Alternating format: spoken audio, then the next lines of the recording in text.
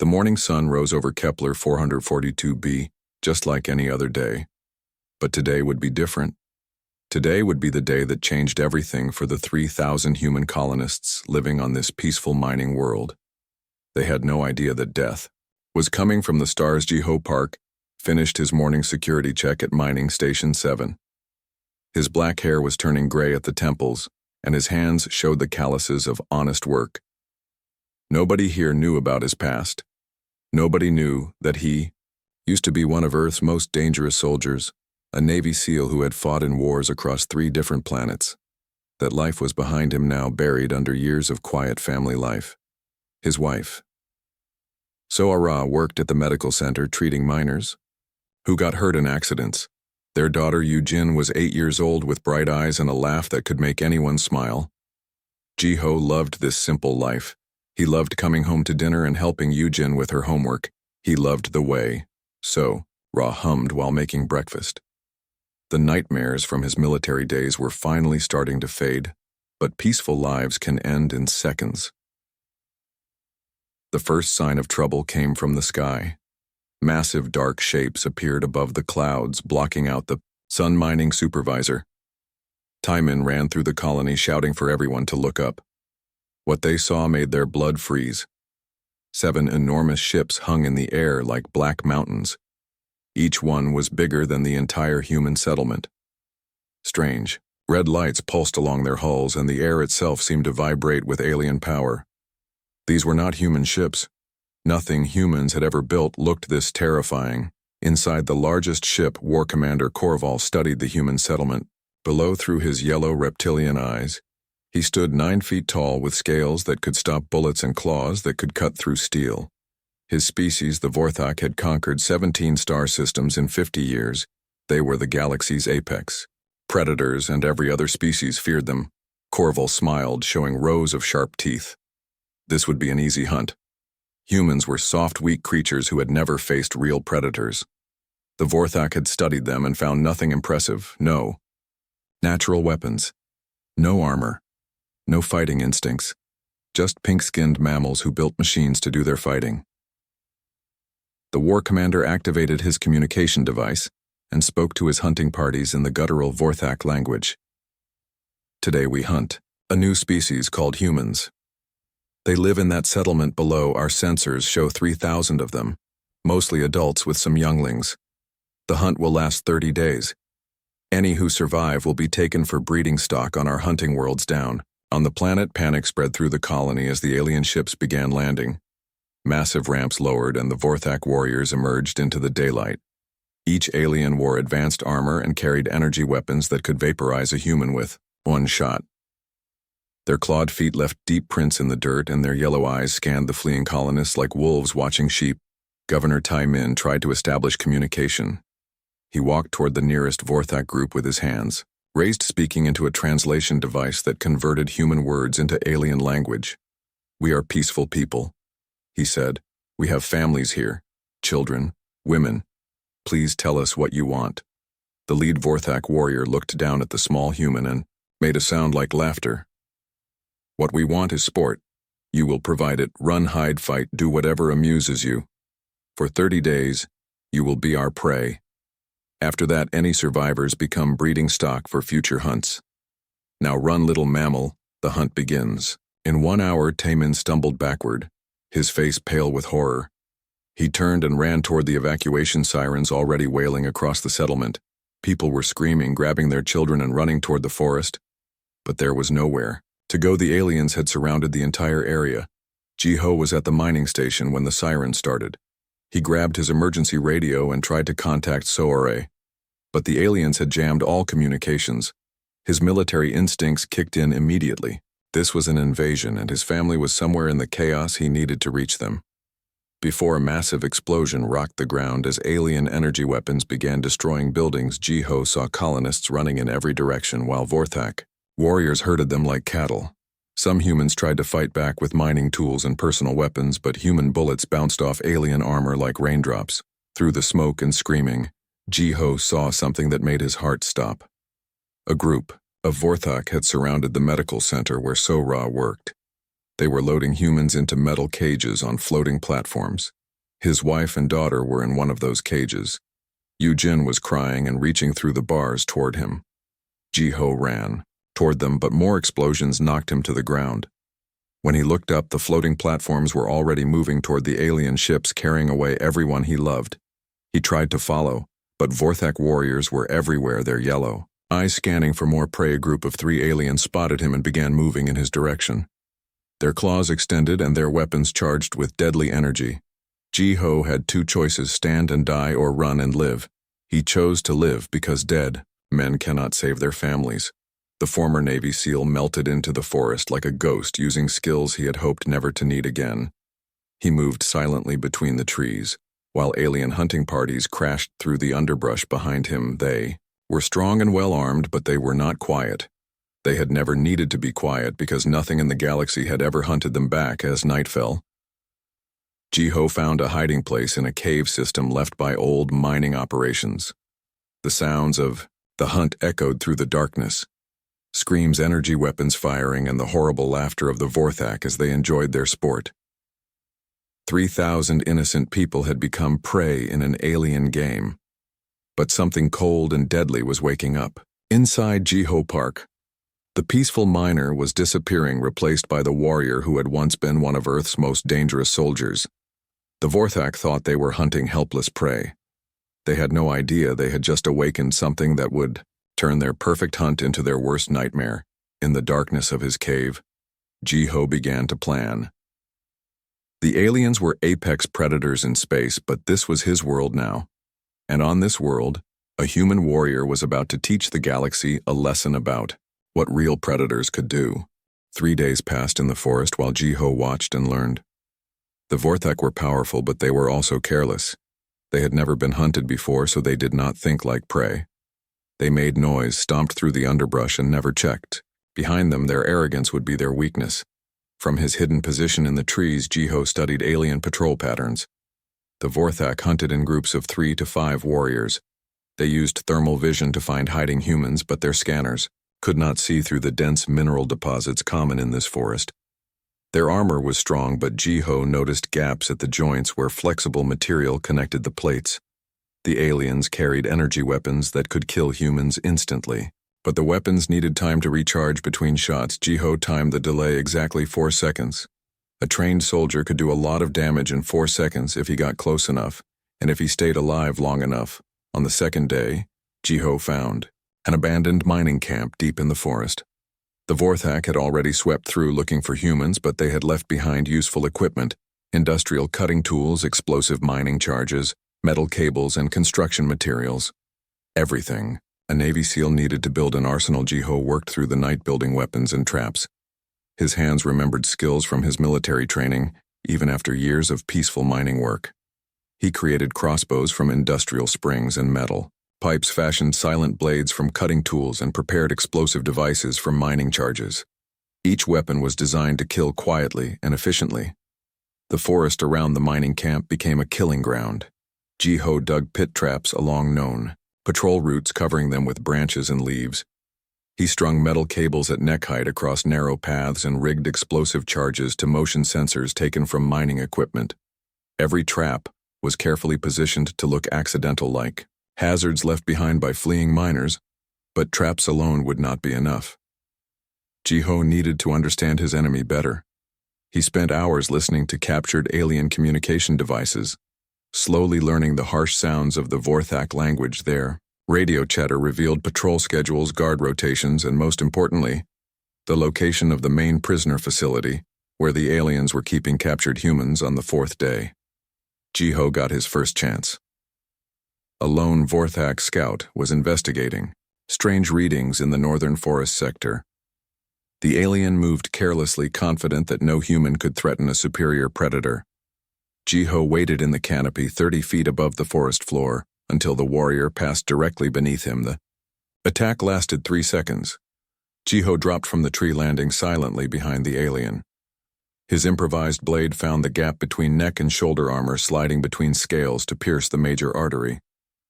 The Vorthak warrior tried to cry out, but Ji-ho clamped his hand over the alien's mouth. The powerful body thrashed for a moment, then went still. Jiho quickly stripped the body of weapons and equipment.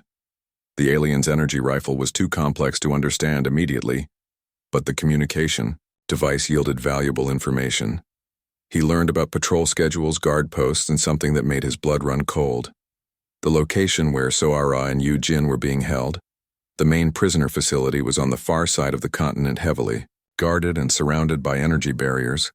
But now Jiho knew where his family was, and he would find a way to reach them. But first he had a larger responsibility.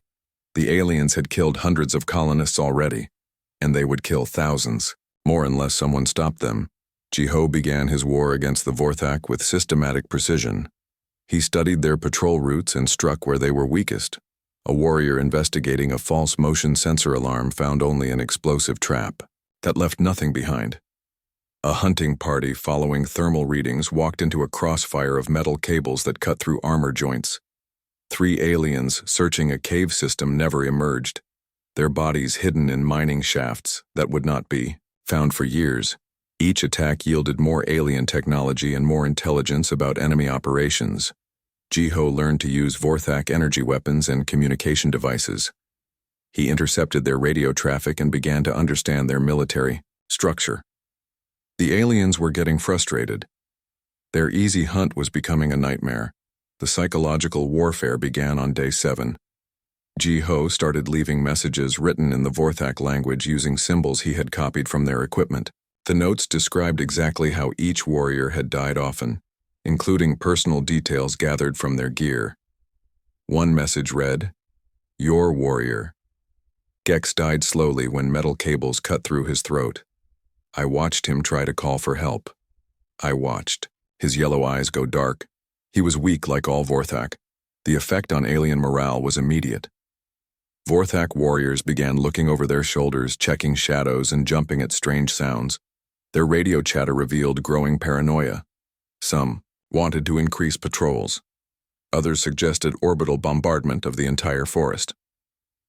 War Commander Corval ordered his troops to maintain discipline, but Jiho could hear the uncertainty in the alien commander's voice. By day 10, Jiho had killed 17 Vorthak warriors without losing a single battle. The aliens had found no bodies, no blood trails, and no evidence of how their comrades died. The human ghost was everywhere and nowhere, leaving only death and terror in his wake. Vorthak hunting. Parties began refusing to enter the northern forest sector. The colonists hiding throughout the planet began to whisper about the phantom killer stories spread through secret radio networks about impossible victories against superior enemies. Some said it was a military team that had been hiding on the planet. Others claimed it was colonists who had found alien weaknesses, but a few survivors who had seen the attacks knew the truth. One man was fighting back and winning. Jiho intercepted more alien communications and learned something that changed everything. The Vorthak were planning to end the hunt early. If they could not find and kill the human warrior who was embarrassing them, they would execute all prisoners and leave the planet. Nothing would be left alive to tell the story of their defeat. Time was running out. Jiho had maybe 2 weeks before the mass executions began. He needed to accelerate his campaign against the aliens, but he also needed help. One man could harass enemy patrols, but one man could not rescue 3,000 prisoners from a heavily defended facility. That night, Jiho made his first contact with other human survivors using captured alien communication equipment. He sent messages in simple code. To anyone still listening, help me fight back. I can teach you how to kill them. I can show you their weaknesses. Together, we can save our families. The responses came slowly at first.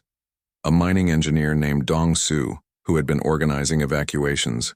A communications specialist called Hai Jin, who had maintained contact between survivor groups. A teacher named In Su, who had been protecting a group of children in the southern caves. Jiho began sharing his knowledge, teaching other survivors how to build weapons and set traps. He uploaded tactical information about alien patrol patterns and communication schedules. Most importantly, he began training ordinary colonists to think like soldiers, because the final battle was coming, and they would need every fighter they could find. War Commander Corval stood in his command center staring at reports that made no sense. 17 of his best warriors were missing, presumed dead. Their equipment was gone, their bodies never found. The human settlement should have provided 30 days of easy hunting, but instead his forces were being picked off by an invisible enemy. The alien commander was over 300 years old and had led successful hunts on dozens of worlds. He had fought species with natural armor, species with poisonous claws, species with advanced technology. But he had never faced anything like this. Mystery, human. The attacks showed military precision beyond anything the Vorthak had expected from a mining colony. Corval activated his communication array and spoke to his lieutenants. The hunt parameters are changing. This human shows tactical knowledge that suggests military training. Increase patrol frequency, double guard rotations, and begin systematic destruction of the northern forest. If we cannot find this prey, we will eliminate its hiding places. The orbital bombardment began at dawn. Massive energy beams lanced down from the Vorthak ships, turning entire sections of forest into smoking craters. Jiho barely escaped the first wave, rolling into a mining tunnel as superheated air rushed over his hiding place.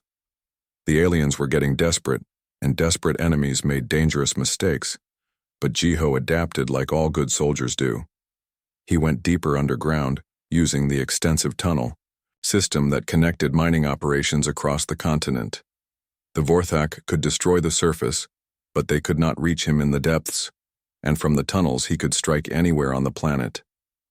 The first major blow came 3 days after the bombardment started. Jiho had studied alien communication patterns and identified their main relay station, a fortified position that coordinated all Vorthak operations on the planet. The facility was heavily guarded, but it had one weakness. The power conduits ran through accessible maintenance tunnels. Jiho spent 2 days preparing explosives and mapping guard rotations. When he struck, it was with overwhelming force. The relay station disappeared in a massive explosion that lit up the night sky and cut communication between all Vorthak units. Suddenly, the aliens were fighting blind, unable to coordinate their forces or call for orbital support. In the confusion, Jiho launched a series of coordinated attacks against isolated Vorthak positions. He had been training other survivors for weeks, and now they put their lessons to deadly use. Mining engineer Dong Su led an assault on an ammunition depot using explosives to trigger a chain reaction that destroyed enough alien weapons to arm 50 resistance fighters. Communications specialist Hai Jin hacked into surviving alien networks and began broadcasting false orders that sent Vorthak patrols into carefully prepared ambushes. Teacher In Su used his knowledge of local children to organize intelligence networks that tracked alien movements and identified weak points in their defenses. The psychological warfare intensified as Jiho began leaving more elaborate messages for the aliens. He would kill a warrior and arrange the body in a position that told a story. The alien equipment would be stripped of useful items, but personal effects would be left behind with detailed notes about how the warrior died and what the human killer planned to do next. Message found near 3 dead Vorthak scouts read, "I watched Orcs try to run when his armor failed. I listened to Vorthak beg for mercy when the blade found his heart. I studied Morvak's face as he realized he was prey, not predator. Your war commander is next, and when I finish with him I will come for the rest of you." The effect on Vorthak morale was devastating. These aliens had never experienced fear because nothing in the galaxy had ever been able to hurt them. They were apex predators bred for combat and raised to believe they were invincible. But now they were learning what it felt like to be hunted. Some warriors began deserting their posts. Others refused direct orders from superiors. A few even suggested abandoning the hunt and leaving the planet immediately. War Commander Corval executed several deserters personally, but the executions only made the fear worse. His troops began to whisper that maybe humans were more dangerous than they appeared. During a raid on a supply depot, Jiho captured a wounded Vorthak communications officer named Grex. Instead of killing the alien immediately, Jiho decided to gather intelligence. The interrogation lasted several hours and revealed information that changed everything. Grex told Jiho that the Vorthak Empire was broadcasting the hunt to their homeworlds as entertainment. Millions of aliens were watching the humans being hunted and killed for sport. But something else was being broadcast too. The resistance attacks, the dead Vorthak warriors, and the mysterious human killer who was turning their perfect hunt into a nightmare.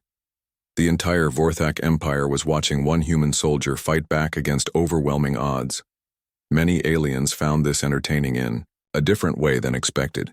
They were impressed despite themselves by the tactical skill and determination shown by this unknown human warrior. Some were even beginning to question whether humans should be classified as prey species. But Grexy revealed something even more important.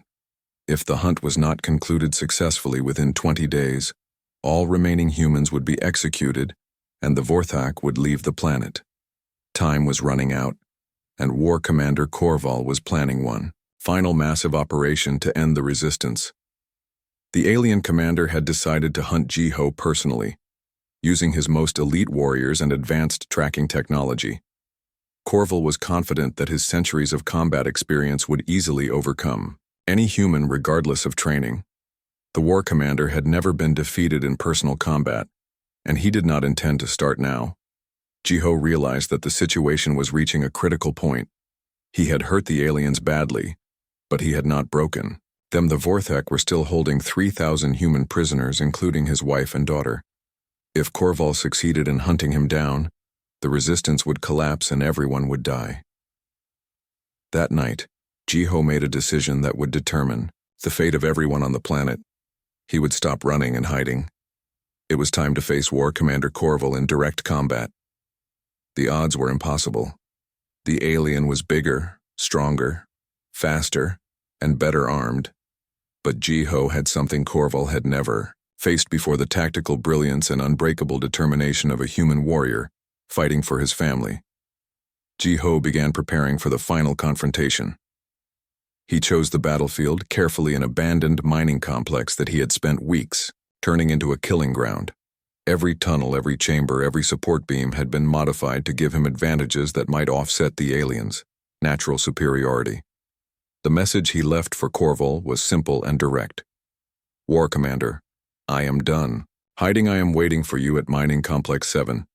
Come alone or with your warriors, it does not matter. You have hunted humans for sport. Now learn what it means to be hunted by one. The challenge was broadcast on all Vorthak frequencies, ensuring that every alien on the planet would hear it. War Commander Korval smiled when he received the message, showing his sharp teeth. The prey was finally ready to face its predator.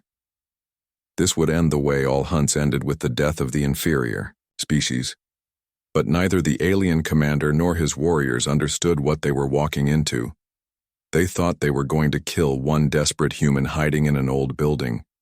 Instead, they were entering a carefully prepared battlefield where every advantage would belong to their prey. War Commander Korval assembled his finest warriors for the hunt that would end this embarrassment. 6 elite Vorthak soldiers joined him, each one a veteran of dozens of campaigns. Each warrior had killed hundreds of enemies from other species. They were equipped with the most advanced weapons and armor the Empire could provide. The hunting party approached Mining Complex 7 with confidence born from centuries of victory. Korval had studied the terrain and found nothing threatening about the abandoned human facility. It was just old buildings and equipment scattered across a few square kilometers. His thermal scanners showed one human heat signature hiding deep inside the main structure. What Korval did not know was that Jiho had spent 3 weeks turning the complex into an elaborate trap. Every building, every tunnel, every piece of equipment had been modified or repositioned. Explosive charges were hidden throughout the facility, triggered by motion sensors and remote detonators. Metal cables were strung at precise heights to catch aliens moving at running speed. Most importantly, Jiho had used his knowledge of Vorthak psychology against them. The aliens expected prey to run and hide, so he had created false escape routes that led into killing zones. They expected humans to use ranged weapons, so he had prepared for close-quarters combat where his smaller size and superior agility would be advantages. The battle began when the first Vorthak warrior stepped on a pressure plate hidden under debris. The explosion sent shrapnel flying in all directions, wounding 2 other aliens and alerting them that they had walked into a trap. But it was too late to retreat. Jiho had sealed all the exits using controlled explosives. The hunting party was trapped inside with their prey. Korval roared orders to his warriors, but the communication system was jammed by equipment Jiho had taken from previous battles. The aliens could not coordinate their movements or call for orbital support. They were on their own, facing an enemy who knew every inch of the battlefield. Ji-Ho struck from the shadows, using hit-and-run tactics that frustrated the larger aliens. He would appear, fire a captured energy weapon, and disappear before the Vorthak could respond. The aliens destroyed walls and equipment trying to flush him out, but the humans seemed to be everywhere at once. The second warrior died when Ji-Ho triggered a cave in that crushed the alien under tons of rock. The third fell into a pit trap lined with sharpened metal spikes taken from mining equipment. Each death was quick and efficient, designed to reduce enemy numbers without exposing Ji-Ho to prolonged combat. Corval began to understand that he was facing something unprecedented in Vorthak history. This human fought like no prey species ever had. The attacks showed military training far beyond what should exist on a mining colony. The tactical awareness and battlefield preparation suggested someone with extensive combat experience. As the battle continued through the complex, Corval found himself impressed despite his anger. This human was small and weak compared to a Vorthak warrior, but he used his limitations as advantages. He struck from positions too small for aliens to reach. He used the facility structure to separate and isolate superior forces. He turned every disadvantage into a tactical opportunity. The fourth warrior died from an explosive trap hidden in what appeared to be an emergency exit.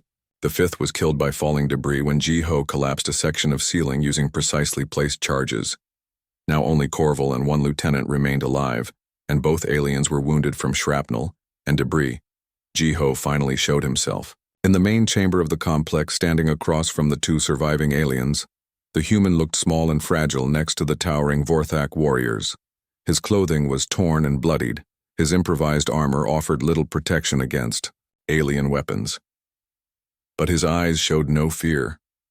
Only cold calculation. Corval studied his prey with new respect. This human had killed 5 elite warriors using nothing but cunning and preparation. The alien commander had to admit that few species in the galaxy could have accomplished such a feat. Even some military forces would have struggled against his hunting party. The human spoke in perfect Vorthak language, learned from captured equipment. War Commander Corval. Your warriors died because they underestimated their prey. You have broadcast this hunt to your empire. Now they will see what happens when predators become prey.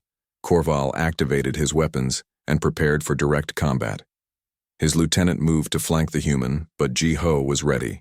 The former Navy SEAL triggered his final surprise, a massive explosive charge that brought down the entire chamber. They were all trapped now in a space barely 20 feet across. The confined space worked against the larger aliens who could not use their reach and mobility advantages. Ji-Ho had studied Vorthak, fighting techniques from battlefield recordings, and knew how to counter their natural weapons.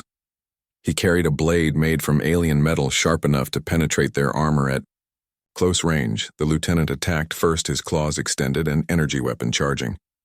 But Ji-Ho was already moving. He rolled under the alien swing and drove his blade up through the gap in the armor under the creature's arm. The Vorthak warrior stumbled backward, bleeding from a mortal wound. Now only Corval remained. The war commander looked at this small human who had killed his entire hunting party and felt something he had never experienced before. Uncertainty.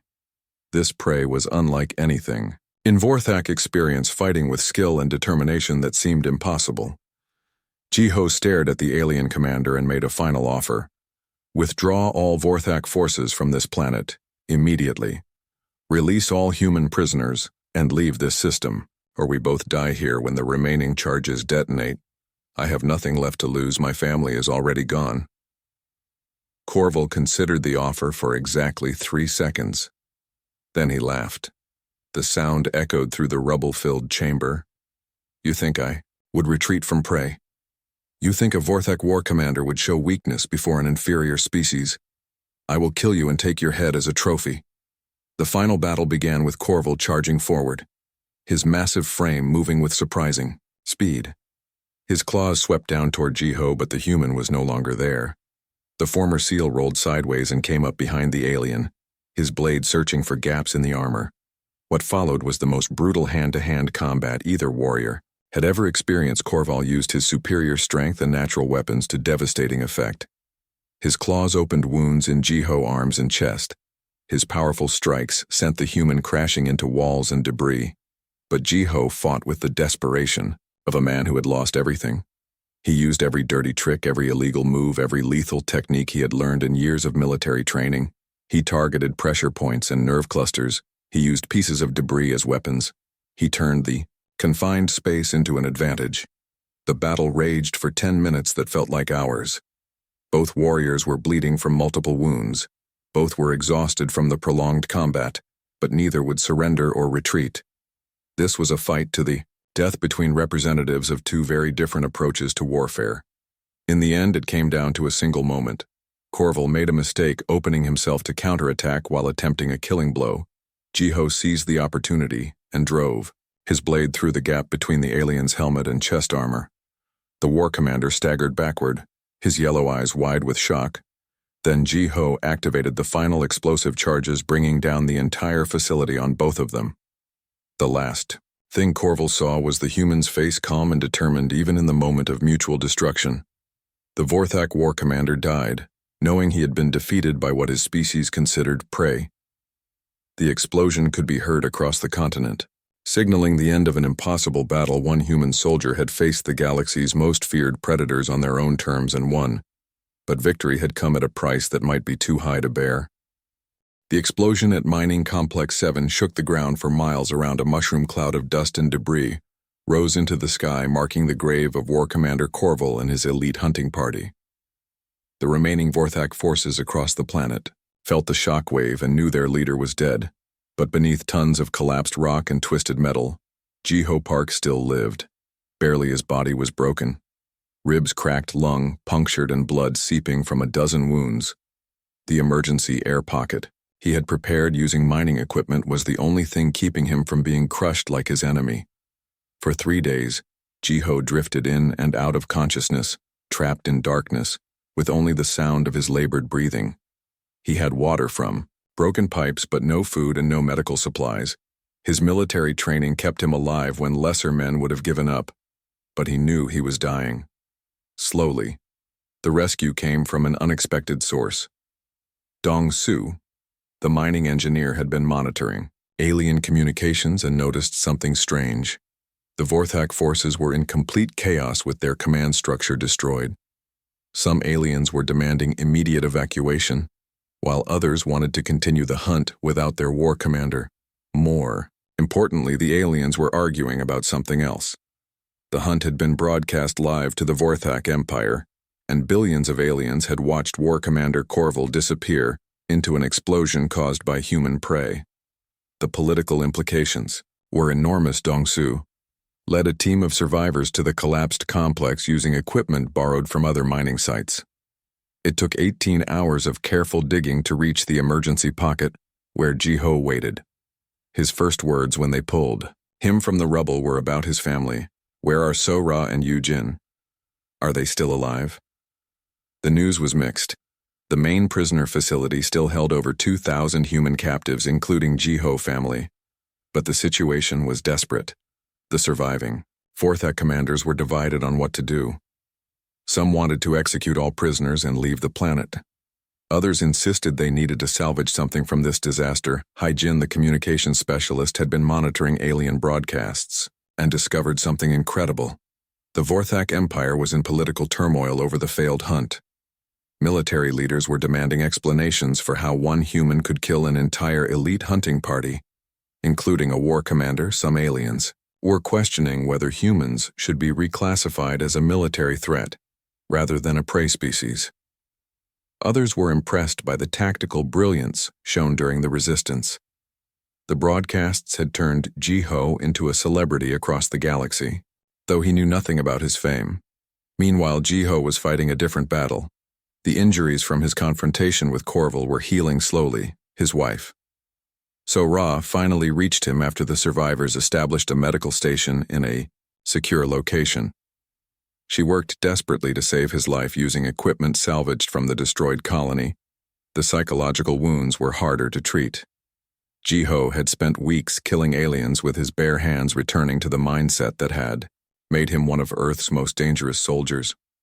The peaceful miner who loved his family was still there, but the warrior was stronger now, awakened by necessity and trauma as Ji-Ho recovered. The situation on the planet continued to deteriorate. The Vorthak forces were split into 3 factions. One group led by Commander Vex wanted immediate evacuation, claiming the hunt was a failure. Another group under war leader Threx demanded revenge for their fallen comrades. The third faction was the most dangerous sub-commander Kalax had decided that if the Vorthak could not defeat this one human through conventional means, they would change the rules. Instead of a hunt, this would become a war.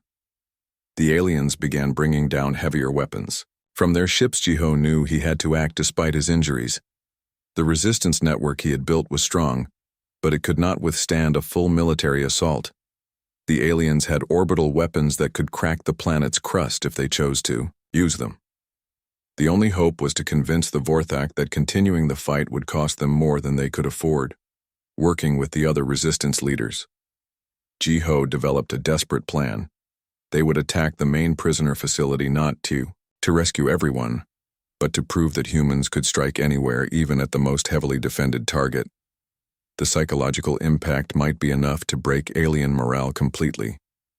The plan required everything they had learned about Vorthak weaknesses. Dong-Su would use his engineering knowledge to disable the facility's power grid. Hai-Jin would hack into alien communication systems to create confusion and false orders. In-Su would coordinate attacks on outlying guard posts to draw defenders away from the main target. But the most dangerous part of the mission fell to Ji-Ho himself. He would have to infiltrate the facility and reach the command center where alien leaders were coordinating their operations. If he could kill or capture the remaining commanders, the Vorthak forces might collapse entirely. The assault began at midnight with coordinated strikes across the continent. Resistance cells attacked Vorthak positions using tactics Ji-Ho had taught them: hit hard, hit fast, and disappear before the aliens could respond. The attacks were not meant to destroy enemy forces but to create chaos and confusion, as explosions lit up the night sky across the planet. Ji-Ho approached the prisoner facility using stealth techniques learned in his military training. The complex was surrounded by energy barriers and guarded by dozens of Vorthak warriors, but the aliens were distracted by reports of attacks elsewhere.